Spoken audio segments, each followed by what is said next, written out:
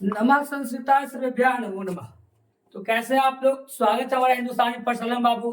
जैसा कि आप लोग देख रहे हैं, मैंने कल के वीडियो में बताया था, है ना, चैप्टर 4, है ना। चलिए, संस्कृत साहित्य में लेखिका का जो बताया था चैप्टर 4 में। अब देखिए, आपका चैप्टर 5 और 6 मैंने दोनों वीडियो लेकर आया, क्योंकि क्वेश्चन कम रहता है ना, तो बहुत कम वीडियो होता है। तो ठीक है, मतलब हमको थोड़ा सा देखना है, क्योंकि समय भी बहुत कम है और सिलेबस भी पूरा करना है। इसके लिए मैं आपको चैप्टर 5 संस्कृत के चैप्टर 5 एंड 4 6 दोनों लेकर आया हूं। आप लोग को जैसा कि दिख रहा होगा, चैप्टर 5 में है भारत महिमा एंड चैप्टर 6 में जो है भारतीय संस्कार है ना।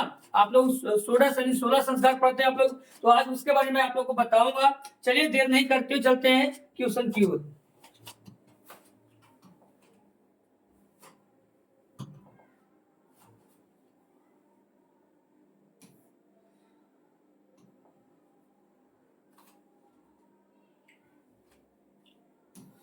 ये देखिए, आपका है जो पहला चैप्टर 5 में भारत महिमा दे रहा है बाबू। ठीक है, ध्यान से देखिएगा। चैप्टर 5 में जो है भारत महिमा है, इसके पहला क्वेश्चन जो दिया हुआ है, पुराण के रचनाकार कौन है? पुराणस्य रचनाकारः कः? पुराण के रचनाकार कौन है? ए में दिया हुआ है महात्मा विदुर, बी में दिया हुआ महर्षि वाल्मीकि, सी में दिया हुआ महर्षि वेदव्यास, या डी में कालिदास। आप लोग बताइएगा कि हमारे जो है ना पुराण के रचनाकार कौन है। बताइए से कि पुराण के रचनाकार कौन है हमारे। याद रखिएगा, जो पुराण के रचनाकार है बाबू, वो महर्षि वेद व्यास जी हैं। कौन है बाबू? महर्षि वेद व्यास। ठीक है, याद रखिएगा, महर्षि वेद व्यास जी हैं। किसके रचनाकार हैं? तो हमारे पुराण के। पुराण कितना होता है? तो 18 पुराण होता है बाबू। ठीक है, याद रखिएगा, पुराण कितना होता है? पुराण की संख्या पूछेगा तो 18 पुराण बताइएगा। चलिए, क्वेश्चन नंबर 2 में देखिए क्या कर रहा है।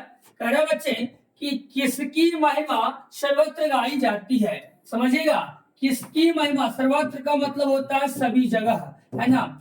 मतलब किसकी जो महिमा है सभी जगह गाई जाती है। ए में देव की महिमा को, बी में भारत की, सी में विश्व की, या डी में आपको पाटलिपुत्र का। बताइए किसकी महिमा को सर्वत्र जगह गाया जाता है?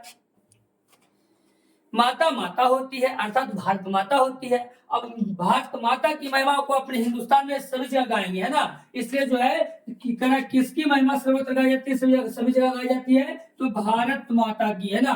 भारत महिमा की जो है महिमा हमेशा सर्वत्र मतलब सभी जगह क्या होती है? गाई जाती है। इसलिए राइट आंसर का बी होगा। ठीक है, बी पे टिक आउट कीजिएगा। चलिए, क्वेश्चन 3 में देखिए क्या कह रहा है। कह रहा है बच्चे कि इस देश के गुणगान देवता लोग करते हैं। क्या करते हैं? मतलब इस देश के गुणगान देवता लोग करते हैं। किस देश के? यहाँ पे इस नहीं बाबू, यहाँ पे किस होगा। ठीक है, किस देश का गुणगान जो देवता लोग करते हैं? ए में भारत, बी में पाकिस्तान, सी में श्रीलंका, और डी में बांग्लादेश। बताइए। हमारे देवता भारत में बहुत प्रसिद्ध है। देवताओं के लिए जो है देवता भारत में प्रसिद्ध होते हैं, इसलिए भारत के आपका रजिस्टर होगा। जी हाँ मेरे प्यारे साथियों, जो हमारा भारत है वो भारत देश का गुणगान जो देवता लोग करते हैं, इसलिए याद किया भारत। चलिए, चैप्टर आपका 5 में 4 क्वेश्चन नंबर देखिए। इस देश में, है ना, करा कि किस देश में, फिर वर्ड थोड़ा सा मिस्टेक हो गया है ना। थोड़ा सा बाई मिस्टेक होता ही है, ध्यान में देते हुए चलेंगे। करा किस देश में देवता लोग बार बार जन्म लेते हैं? इसने किस देश में है ना, किस देश में जो है देवता का जन्म, है ना, पुनर्जन्म होता है, यानी बार बार होता है। बताइए। ए में पाकिस्तान, बी में भारत, सी में श्रीलंका, डी में बांग्लादेश। जल्दी से आप बताइए कौन सा देश में जो है देवताओं का पूर्ण जन्म होता है, दोबारा जन्म होता है, बार बार जन्म होता है। बताइए आप लोग। जी हाँ मेरे प्यारे साथियों, हमारे भारत महिमा में भारत में ही जो है भारत देश है, उसी में हमारा क्या होता है, जो उसी देश में देवता का जो जन्म होता है वो लोग एकदम बार बार होता है। ठीक है, देवताओं लोग का जन्म होता है, बार होता है, हमेशा होता है ना, पूर्ण जन्म होता है। इसलिए राइट आंसर का बी होगा। बी पे टिक आउट कीजिएगा।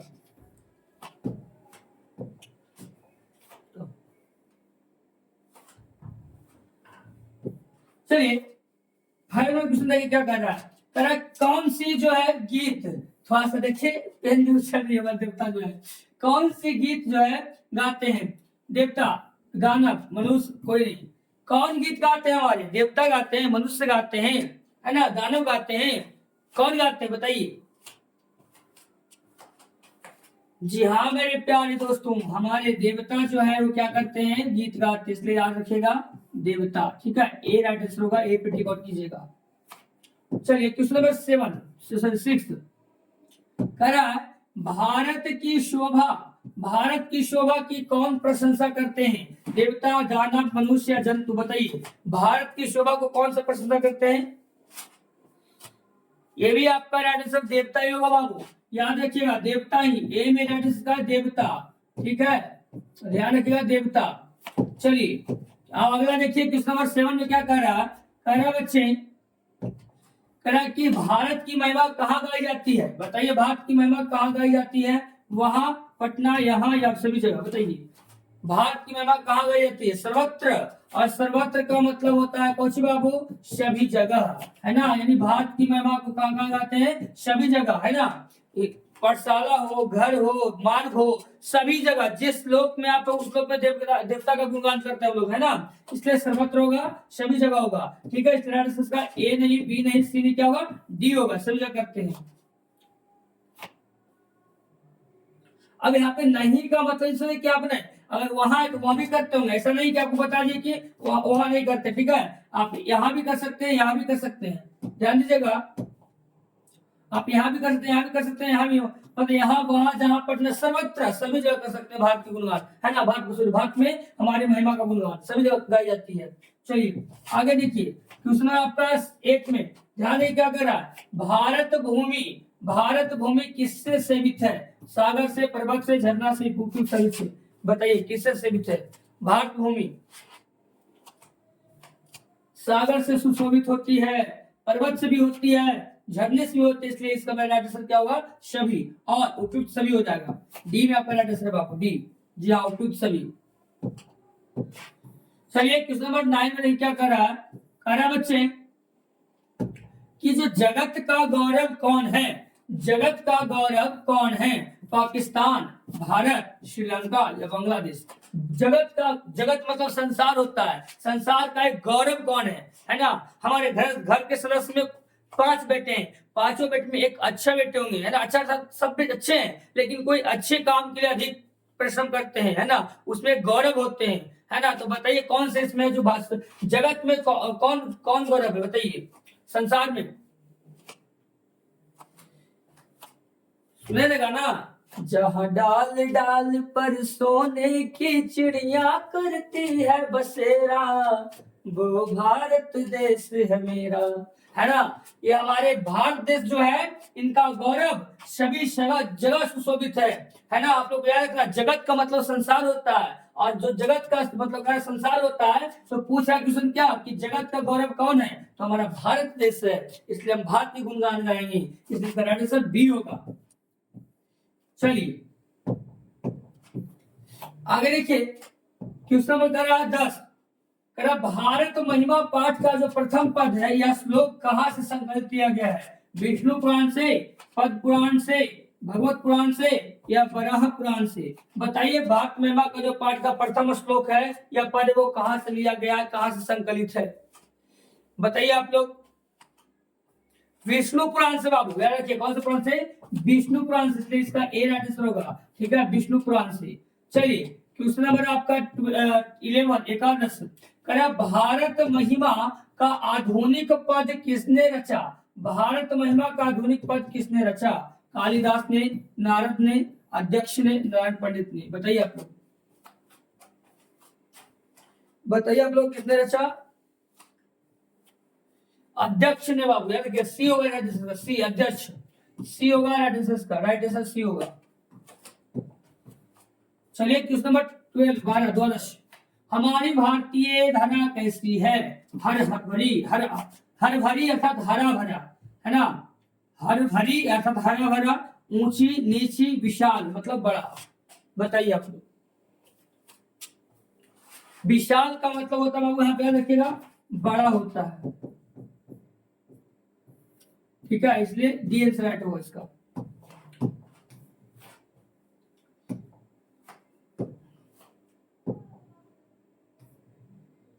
चलिए 53वां नंबर, जगत का गौरव कैसा है?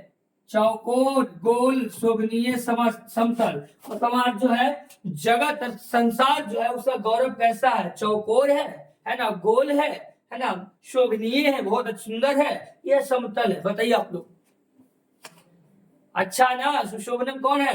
हमारा भारत में जगत। तो जगत जो है, संसार जो है सुशोभनीय है, इसलिए सी आंसर इसका होगा। सी पे टिक आउट कीजिए। क्वेश्चन नंबर आपका 14, देखिए क्या कह रहा है। जाति धर्म के भेद से युक्त, जाति धर्म के भेद से युक्त लोग भारत में क्या वहन करते हुए रहते हैं? बताइए। कलह मतलब हल्ला उल्ला, एकता मतलब एकता से, अनेकता मतलब कि अनेक प्रकार से, शोक रहित मतलब शोक में डूबकर। बताइए आप लोग। ए बी सी डी क्या होगा बाबू? बताइए से।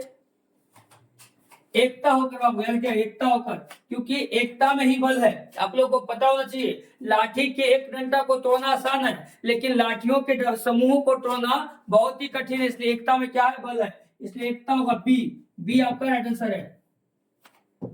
चलिए करा क्वेश्चन नंबर 15 में ध्यान दीजिएगा। करा बुआ कि देवता क्या गाते हैं? गीत, लोरी, स्तुति या कुछ नहीं? बताइए और देवता क्या गाते हैं? गीत गाते हैं ना बाबू, बताया तो समय, इसलिए राइट आंसर ए होगा बाबू। देवता क्या करते हैं? गीत गाते हैं।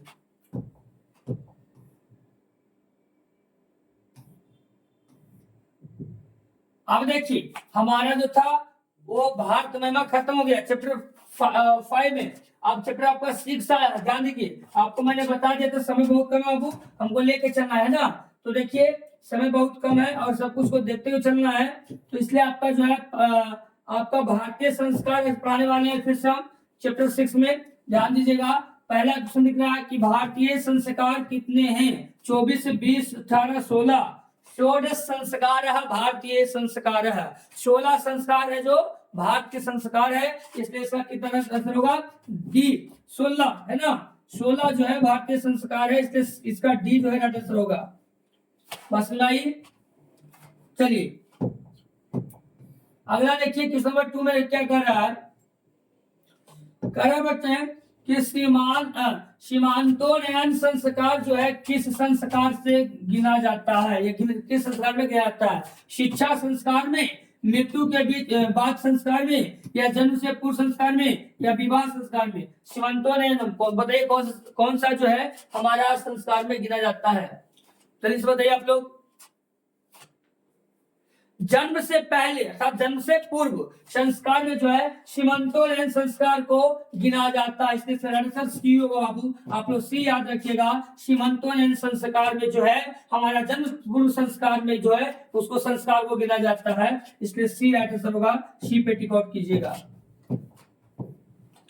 चलिए क्वेश्चन नंबर 3 में देखिएगा क्या कह रहा है। कह रहा शिक्षा संबंधित कितने संस्कार हैं? मतलब शिक्षा से रिलेटेड, शिक्षा से संबंधित कितने संस्कार हमारे हैं? 2, 3, 5 या 6? बताइए आप लोग कितने संस्कार है शिक्षा से संबंधित? जल्दी बताइए आप लोग।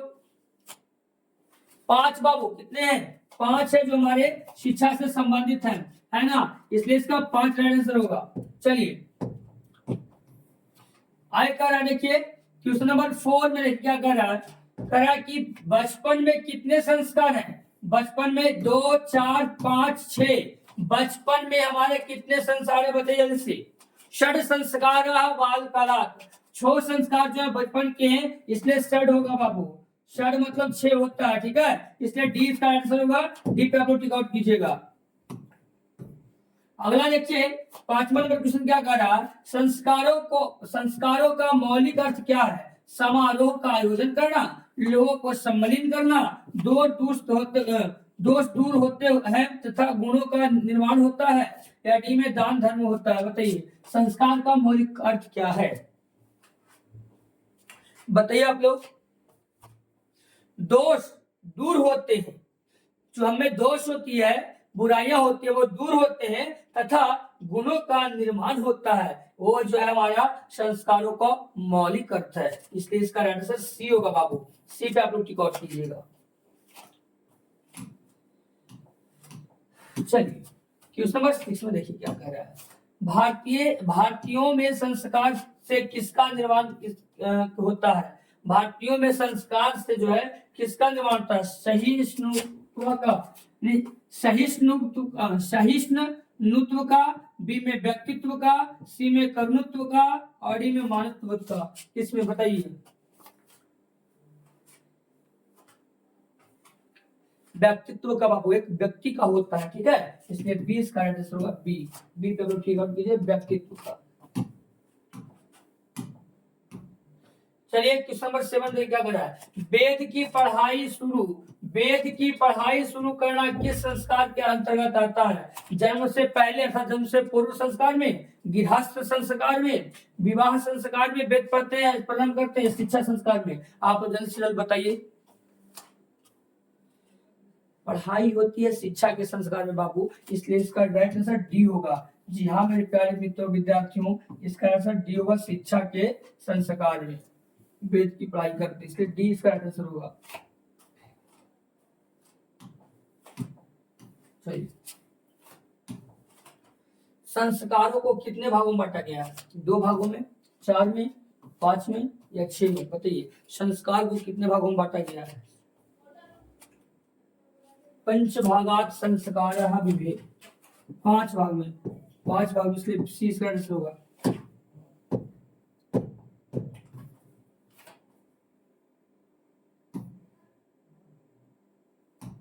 मरने के बाद कितने संस्कार हैं? 1, 3, 5, 6। मरने के बाद कितने संस्कार हैं?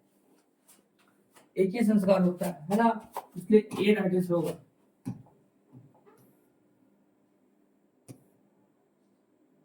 10 में देखिएगा, किस संस्कार के द्वारा मनुष्य गृहस्थ जीवन में प्रवेश करता है? ऐसा कौन सा संस्कार है जिसके द्वारा जो हमारा मनुष्य, हम लोग मनुष्य जो है गृहस्थ जीवन में प्रवेश करते हैं?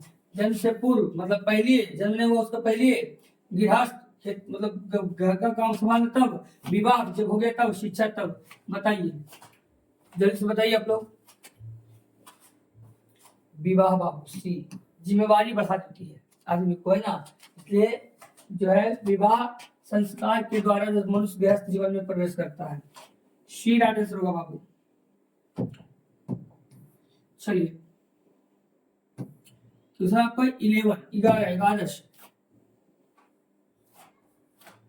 पुंसवन किस संस्कार के अंतर्गत आता है? जन्म पूर्व, गृहस्थ, विवाह या शिक्षा? बताइए जल्दी से आप लोग। जन्म से पूर्व, ए में बाबू याद रखेगा। पुंसवन जो है जन्म पूर्व संस्कार के अंतर्गत आता है, इसलिए ए राइट आंसर का होगा। ए में टिक आउट कीजिए।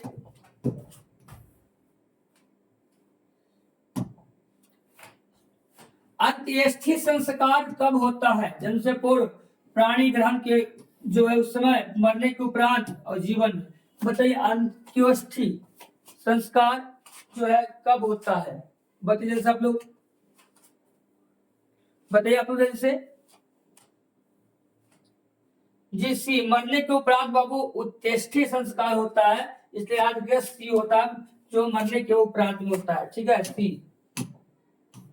चलिए क्वेश्चन नंबर आपका 13 अक्षर आरंभ करना किस संस्कार में अंतर्गत आता है? जन्म से पूर्व मतलब जन्म नहीं हुआ तो ये, गृहस्थ, विवाह में, शिक्षा में? हमारे शिक्षा में होगा बाबू, क्योंकि शिक्षा पढ़ाई लिखाई शिक्षा में संबंधित है, ठीक है, इसलिए डी मानिएगा, इसका राइट आंसर डी होगा, शिक्षा।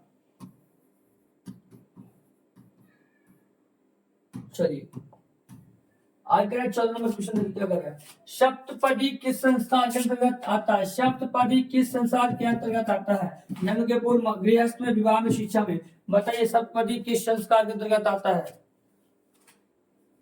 विवाह में बाबू, किसमें? विवाह में, सी होगा आंसर, विवाह में आता है, ठीक है। चलिए क्वेश्चन नंबर 15 गुरु के घर से अलग होकर गृहस्थ जीवन में प्रवेश करना गुरु के घर से जहां से पढ़ाई लिखाई कर रहे थे वहां से अलग होकर है ना गृहस्थ जीवन में प्रवेश करना किस संस्कार के अंतर्गत आता है? जन्म पूर्व गृहस्थ विवाह शिक्षा। बताइए आप लोग बाबू। विवाह में ना, विवाह करते तो जिम्मेवारी आती है ना, इसलिए सी होगा, जैसे सी विवाह। ठीक है, सी में मारिए। चलिए, कह रहा है कि सिंदूर दान किस संस्कार के अंतर्गत आता है? आप लोग वो शादी कीजिएगा तो पूछेगा, पंडित जी से बताएंगे बाबू कि सिंदूर दान जो है किस संस्कार के अंतर्गत आता है। अभी तो मैंने शादी किया ही नहीं है, करूंगा तो आप लोगों को जरूर बताऊंगा, बुलाऊंगा भी। चलिए, सिंदूर दान किस संस्कार के अंतर्गत आता है बताइए आप लोग। जन्म से पूर्व, गृहस्थ में, विवाह में, शिक्षा में। तो आप लोग समझ रहे होंगे। विवाह करें तब तो सिंदूर देंगे बाबू, तो विवाह संस्कार में आएगा ना, इसलिए सी। बल्कि वो लव मैरिज कीजिए, चाहे फुल मैरिज कीजिए, चाहे अरेंज मैरिज कीजिए, लेकिन आएगा विवाह संस्कार में, इसलिए सिंदूरदान विवाह संस्कार में होता है। सी इसका राइट आंसर होगा। चलिए, क्वेश्चन नंबर आपका 17।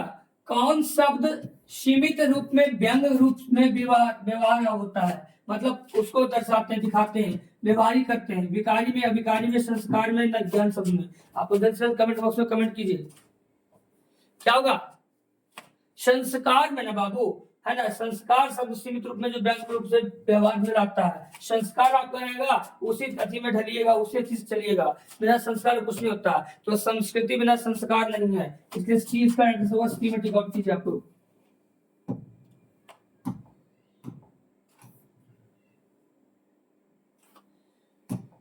करा कि गर्भ धारण करना किस संस्कार के अंतर्गत आता है? गर्भ धारण करना किस संस्कार के अंतर्गत आता है? जन्म पूर्व संस्कार, गृह संस्कार, विवाह संस्कार, शिक्षा संस्कार।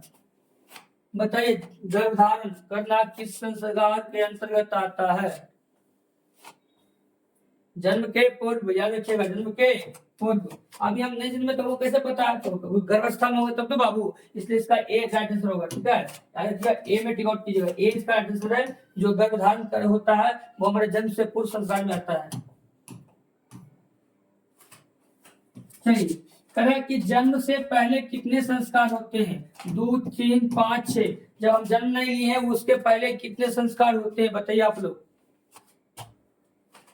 3 बाबू। कितने? 3 होते हैं, इसलिए 3 पे ऐड कर सकते हैं, 3 होते हैं। 3 में टिक आउट कीजिए आप लोग।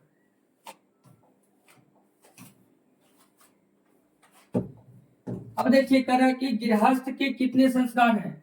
गृहस्थ के कितने संस्कार हैं? 1, 3, 5, 6। बताइए, गृहस्थ के कितने संस्कार हैं? 5 होंगे बाबू, इसका सी राइट आंसर होगा 5। चलिए, अगला देखिए 21 नंबर क्वेश्चन।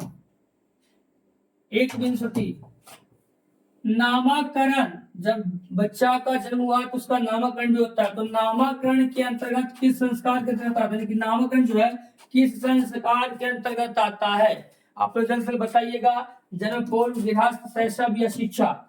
शैशव अवस्था में रहते बाबू तब जाकर हमारा जो नामकरण होता है। ठीक है, तो इसलिए इसका राइट आंसर सी होगा। सी पे आप लोग टिक आउट कीजिएगा। शैशव अवस्था में जो है नामकरण होता है, वो जो शैशव अवस्था में नामकरण होता है, नामकरण जो संस्कार है वो शैशव अवस्था के अंतर्गत आता है। ठीक है, चलिए अगला देखिए क्वेश्चन नंबर 22 में क्या कह रहा है। कह रहा है आपका कि जो भारतीय संस्कृति का परिचय किससे मिलता है? हमारा भारतीय संस्कृति है उसका परिचय किससे मिलता है? आप लोग ध्यान से देखिएगा। ए में संस्कृत से, बी में ज्ञान से, सी में संस्कारों से, और डी में विज्ञानों से। बताइए, अगर आप कहीं भी जाते हैं आप में संस्कार नहीं रहता है तो आप में संस्कार नहीं है तो आपको प्रत्यक्ष और प्रमाण कुछ नहीं मिलता है, क्योंकि लोग आपको संस्कार से जानते हैं, ना कि आपको आप जाति और वादी से जानते नहीं। आपका संसार जानते कैसा आपका संस्कार है ना।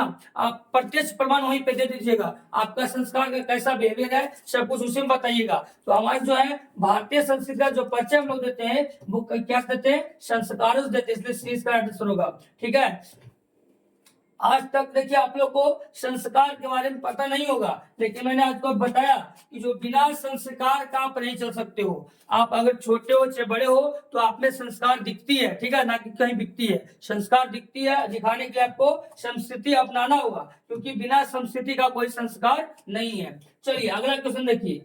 चलिए आज का क्वेश्चन आपका 5 और 6 मिलाकर इतनी तक था, है ना। आप लोग को मैंने चैप्टर 5 और 6 करवा दिया। आज तक के लिए मैं यहीं तक समाप्त करता हूँ, मिलता हूँ नेक्स्ट डे में। जय हिंद, जय भारत। मस्त रहिए, जबरदस्त रहिए, जो भी रहना सब बढ़िया से रहिए, ठीक है। चलिए।